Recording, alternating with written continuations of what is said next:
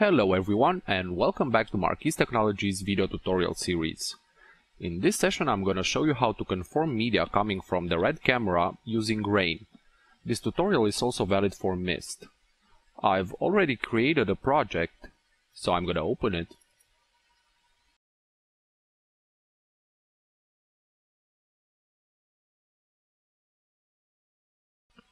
Once inside, the first thing that I'll need to do is to set some parameters for my project.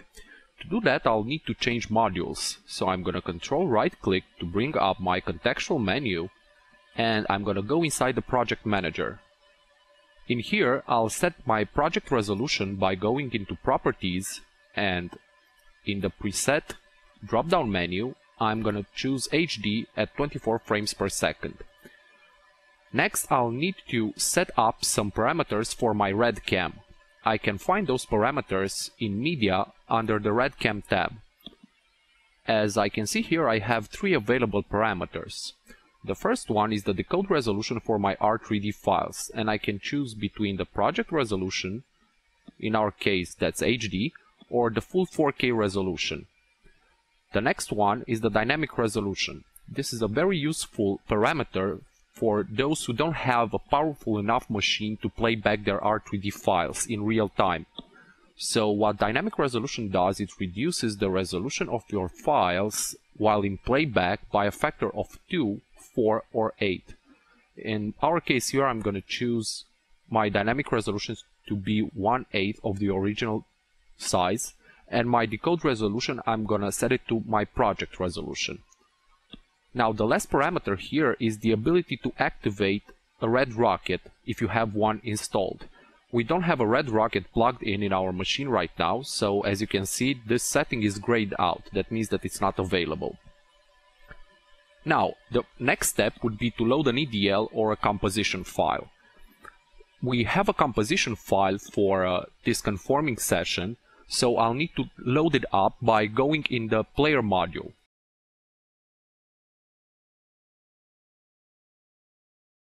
So I'm going to control right click again, and I'm going to select the player module, and once inside, for example, if you have an EDL, a CMX 3600, you can import it here right under the timeline, but in our case we have a composition file, so I'm going to right click to bring up the action menu, and I'm going to go to load, and here we have an XML file, comes from Final Cut. So I'll need to change the file type and select the correct one. So I'm going to select the Final Cut Pro XML, select my file, click OK, and right now Rain is doing its thing by creating a composition with a timeline based on the events that reads in that XML file. And here we have the newly created timeline. Let's have a look. Okay, so I have my clips. I'm going to activate the event viewer. I can see that in the event viewer I have no preview of my clips here on the timeline. That means that my media and my XML are not linked yet. So let's get to that part. I'll bring up the action menu again, and I'm gonna go in the Conform module, and here I can see my XML file. What we're gonna use here as a criteria to link my R3D files and an XML are going to be the real name and the source in timecode.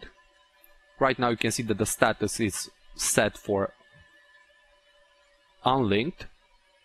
Now you might ask yourself, why not use the clip names? Because as you can see, you have the real name and just an _m at the end. Now the thing is that the clip name is actually the name of the QuickTime proxies that are generated while shooting with a red camera.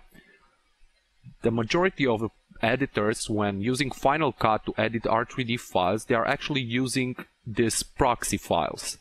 Now sometimes they might use some different proxies because you have multiple types of proxies generated.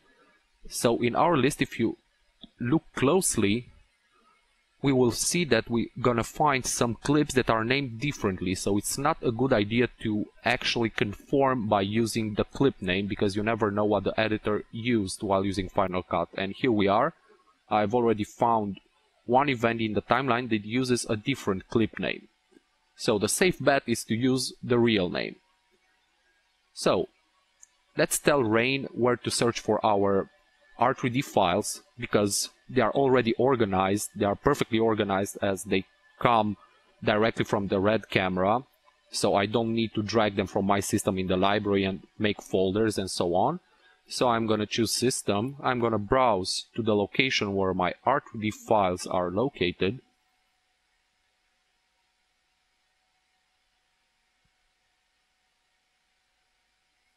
Okay.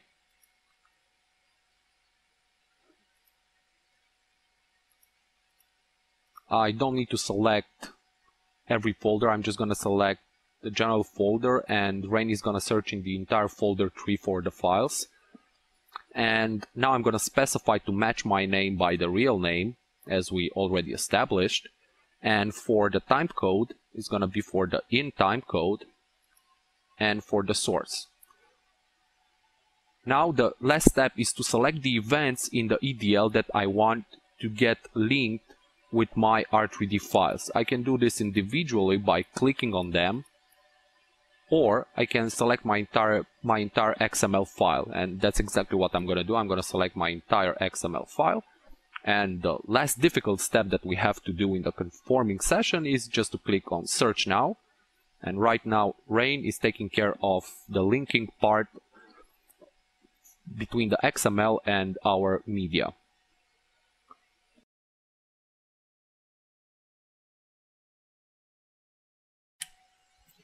The linking process is almost completed. Just a few more moments. And here we have our XML file. The events got linked with the R3D clips. I'm gonna quickly switch to thumbnails view to get a better look. Okay, everything seems fine. Let's see what happens on the timeline. Good. My event viewer got populated with the thumbnails. And when I scrub on the timeline, you can clearly see the dynamic resolution in action. My images get downgraded in terms of resolution while in play mode, and when I stop, my image gets decoded in full resolution. I'm gonna quickly search for a better looking scene. And yeah, this one is good enough. And I'm gonna turn on my grading tools. Here I'm going to take a better look at the RedCam specific parameters that I have available. I can see that I have pretty much everything from Red inside one single module here in the grading tools. So this means that I can quickly change between the color space and the gamma. For example, right now I'm going to change to Rec 709 because I work in HD. And I have the detail, sharpness and noise reduction options. These are turned on by default when using a Red Rocket, but right now we are using the CPU. We have no Red Rocket available, so I'll need to turn them on manually. Just gonna turn the noise reduction on a little bit. I have the classic temperature and exposure settings. Also, I can choose for exposure, I can choose the ISO value. So I can quickly change it. And I also have all the color science parameters specific to Red. So I can quickly play with all the settings here, then switch to another grading tool. And this is very useful because they are all on the same level, and this means that I can quickly switch back and forth and use different tools without breaking my color flow process. So this is pretty much it regarding the conforming process using R3D files. So happy grading and see you on the next tutorial.